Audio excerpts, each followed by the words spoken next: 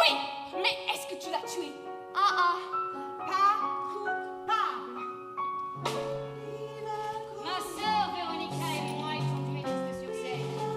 Et mon mari Charlie partait souvent avec nous en tournée. La spectacle. Nous avions 20 numéros acrobatiques à la suite. 1, 2, 3, 4, 5, grand écart, aucune butte pour arrière, l'un après l'autre. Donc ce soir-là, nous étions à Cicero. Tous les trois dans une chambre d'hôtel à boire et à rigoler ensemble. Quand nous avons manqué de glaçons. Je suis donc allée en chercher. Je reviens. J'ouvre la porte. Je vois Véronica et Charlie faisant le numéro 17, le grand écart. J'étais dans un tel état de choc que je me rappelle plus de rien.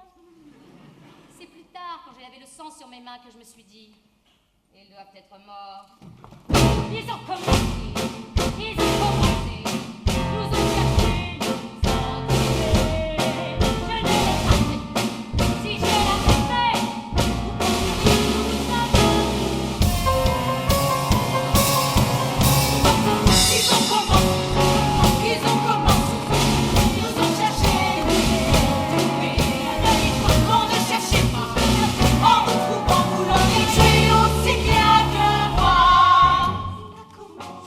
J'aimais Alvin Lipschitz plus que tout au monde.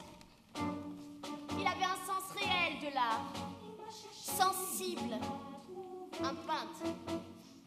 il était torturé. Et il se posait beaucoup de questions.